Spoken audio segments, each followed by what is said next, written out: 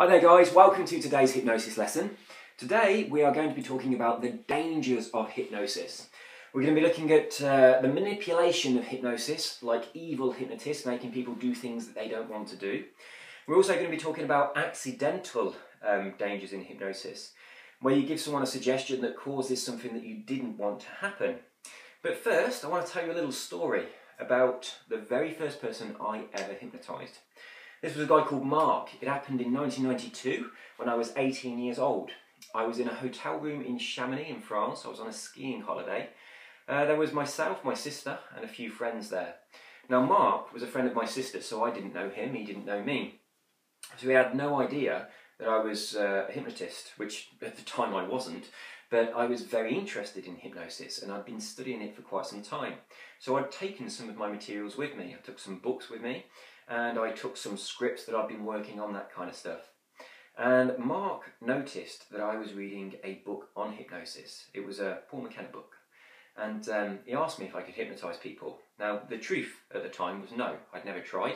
And to be honest, I really didn't believe in hypnosis still. I thought it was some kind of mystical, magical power.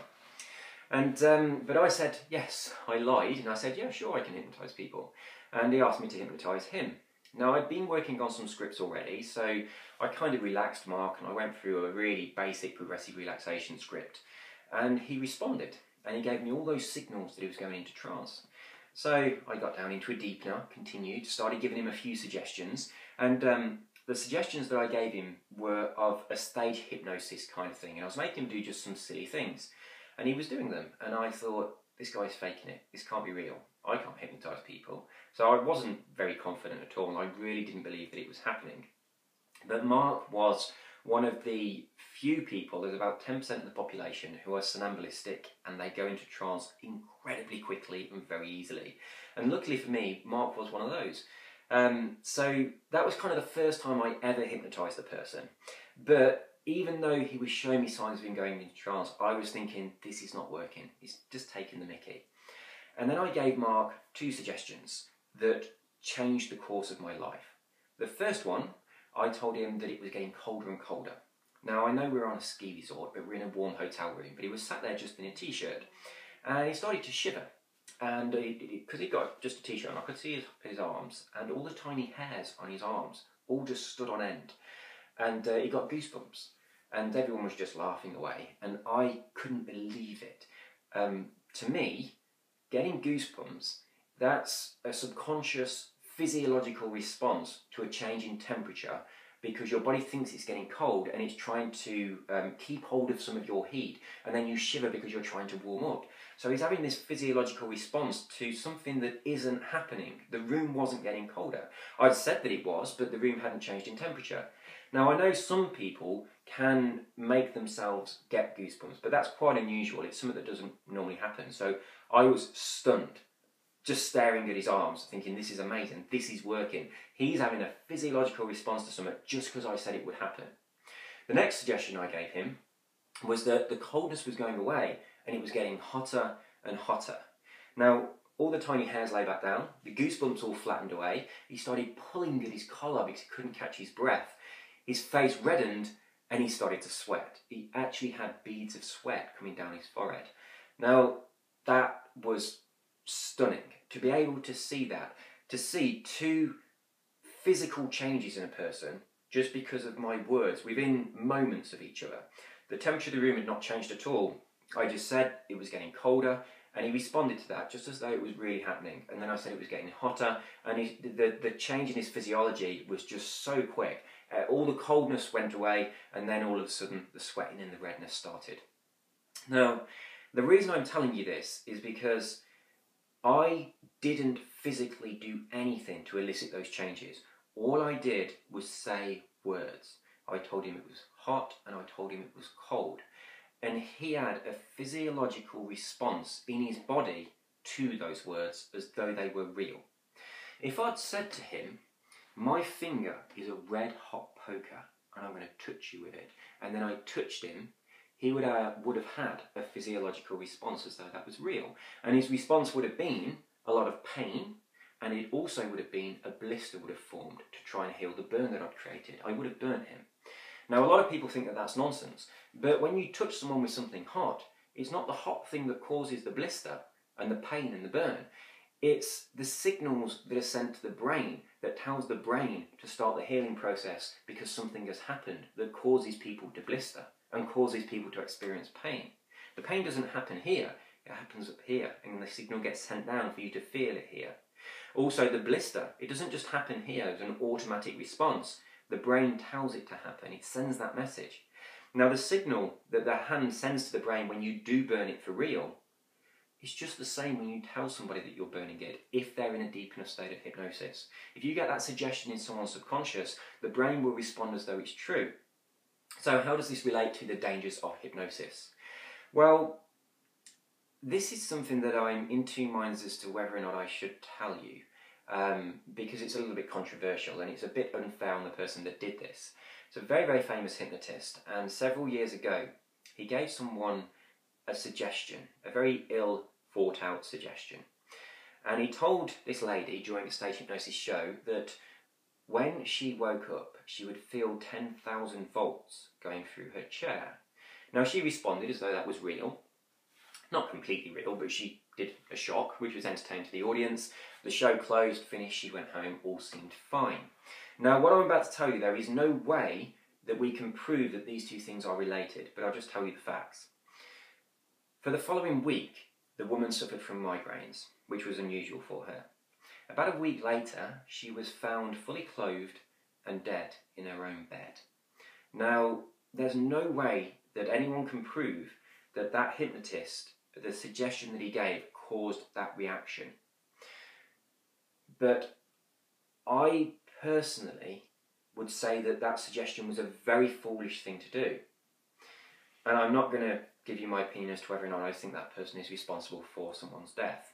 But please don't test these things. Always act as though the person is in the very deepest state of trance, and whatever you say to them will be completely literal. In another example, a hypnotist doing hypnotherapy with somebody for confidence was telling the person that they are so confident they could do anything they desired. They've got so much confidence they could even walk into a bank in broad daylight and rob it if they wanted to. That suggestion went into that person's subconscious mind like a seed. For the following week, that person couldn't stop thinking about that idea of walking into a bank and robbing it. Sometime later, he actually did walk into a bank and attempt to rob it. Now, in that situation, the hypnotist was actually prosecuted for causing that crime. Now, there's something quite weird going on here. A lot of people will tell you that you cannot hypnotise somebody and get them to do something against their will. I'm here to tell you that that is nonsense. It's very, very easy to cause a person to do something that they wouldn't normally do, and you don't need hypnosis to do that. If you're wearing a fluorescent jacket or a police uniform, you can get someone to do something against their will. Back in the 60s, Stanley Milgram done many, many experiments where it was just a white coat and someone giving the suggestion to someone continue with an experiment to cause people to give electric shocks that they considered fatal to participants in a test that they thought was genuine. During Nazi war crimes, people did heinous things simply because someone in authority told them to do that. An authority figure can tell you to do something and you will do it even though you consider it against your moral code. A teacher can do this. Someone, a religious figure, can do it. People in sales can get you to do things you don't want to do. It happens all the time. I imagine most insurance gets sold when a person doesn't want to buy it. I used to sell insurance for a living and I did used to use hypnotic techniques. I was a little bit more ethical in that I only used persuasion skills to get people to buy the insurance if they genuinely needed it and could afford it. If that wasn't the case, then I didn't do anything that would cause them to want to buy it when I knew they didn't want to buy it. But if I could see they really needed it and I knew they could afford it, I did manipulate them to buy it. And I broke the company's sales records in doing that. Now, that was an experiment I did about 10, 15 years ago, simply to test hypnotic language skills in a sales environment. Politicians, their speeches are riddled with hypnotic language, and they get people to do things that they don't want to do all the time. So do bear in mind that people can be manipulated. You can get someone to do something against their will, and it can be something quite extreme. If you were to hypnotise somebody and just say, here's a gun, I want you to go and shoot your wife, for instance, very few people are going to do that. They're going to have a built-in safety mechanism that's going to go, whoa, no, I'm not doing that. They might snap out of the trance, refuse to do it, or whatever. Some people might do it. Some people might do it because they really wanted to do it, and now they can blame you for doing it. So it's a silly suggestion from that point of view. But if you gave somebody a gun, and you said, this is a cap gun, you're playing cowboys and Indians and you're the cowboy, and see your wife over there, she's the big chief Indian, go shoot her with your cap gun, go shoot her dead.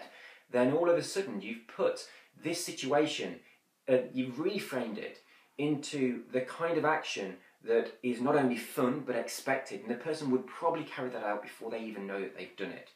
But please, as I say, this is not something to be tested. If this is a subject that interests you, I strongly recommend this book. There's two books that I'd like to recommend. The first one, which I can't show you because it's a book that I had a long time ago. I let someone borrow it and it was never returned, which happens to almost all my books. I kind of force books on people that I think will help them, and then over the years they never come back.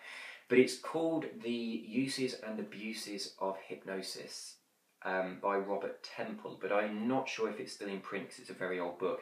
But this one, there's actually a few hypnotists called Robert Temple, so it's a bit hard to track down as well because it's hard to get the right Robert Temple, but I'm pretty sure that book's out of print now. But this one is just as good, and it's very easy to get hold of this one. It's called Mind Control Hypnosis, subtitled What All the Other Hypnotists Don't Want You to Know About Hypnosis, and it's by Dantalian Jones. What I will do, because this is a fascinating read, it talks about the concept of the will, and the idea that if people had a strong will, they're not going to need a hypnotist in the first place to help them with all the problems that they've got. So most people are incredibly weak-willed, and it's very easy to manipulate that will and get them to do something that they really didn't want to do. So it kind of talks about that idea, and it's a fascinating read, and it's quite scary in a lot of places. I'll try and sort out a link for you and pop that beneath the video in case you want to grab a copy of this. Aside of that, there are a couple of other things I want to say about this idea of the dangers of hypnosis. First and foremost, there is a golden rule. Always follow this rule. Every single person that you hypnotised, whether you think it worked or it didn't, whether they snapped out of it or whatever, at every moment, really, really act as though they are in the deepest trance, and everything that you say to them will be completely real, completely literal to them. Every suggestion you give them will be absolute. And also, very similarly, every person that you hypnotise, doesn't matter how awake they appear, always go through a wake-up process at the end and bring them fully back out of the trance before you send them on their way. Because you don't want to send a person away with half in a daze, and then they've got to navigate traffic. It's also bearing in mind simple safeguards that you can include. If you are going to say to somebody on a stage show, every time you hear this piece of music and then play a song, say you're just going to start dancing completely uncontrollably, that could be a problem if after the show they're driving home and that piece of music comes on the radio in their car. It could cause them to suddenly lose control of their vehicle. So you would prefix that suggestion with "for the rest of the evening," or you would say at the end of the show, completely back to normal, all of those suggestions removed now and not affecting you anymore. So don't leave suggestions in a person that might cause a problem if they get accidentally triggered later. Now obviously if you're doing hypnotherapy, you want to leave suggestions in that get triggered later. The longest test that's ever been done has been over 29 years, where a suggestion has been put in saying when this trigger happens, you will do this, and then 29 years later that trigger was fired and that action did happen. So bear in mind that when you give a stage show and you give someone a suggestion, it very well could hang on after the stage show and for who knows how long after that. So that's about all for today. I hope this has given you made you think about your suggestions, and please follow the golden rule of keeping your suggestions positive and consider that everything you say is completely literal. And that's not going to be the case for everybody, but it will be the case on a small percentage of people that are very susceptible to hypnosis. So just treat everybody like that to be safe. If you do want to find out more about this, grab yourself a copy of this book, and there will be a link below the video for you. That's all for today. You take care and have a wonderful evening. Bye-bye.